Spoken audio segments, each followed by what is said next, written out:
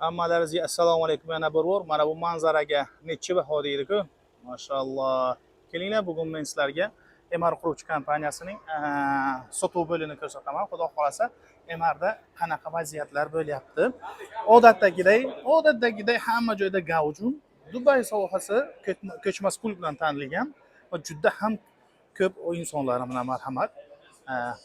Ayni damda biz mashalloh mana bu Creek Harbor konsepsiyasi Dubaydagi kelajagi, xudo xohlasa. Men ana shu yerning o'zida 200 dan ortiq baland binolar hisoblanadi. Lekin New York bilan taqqoslangan, butun New Yorkda 300 ta. Bitta quruvchi kompaniya shu darajada baland, shu darajada juda ko'p binolarni quryapti va bu uning qudratiga dalolat beradi. Undan keyin mana marhamat, mana o'sha Burj Khalifa atrofi downtown hisoblanadi. 828 metrlik binolar. Mashalloh, mana bu odamlarni, klientlarni, mijozlar, brokerlar, hammalar kelgan. Bu esa yana Emar quruvchi kompaniyasidagi loyihalarning konsepsiyasi hisoblanadi. Asosan bu Dubai Hills hisoblanadi. Bular uchun alohida bitta chiroyligina xudo xolasa kontent qilamiz inshaalloh.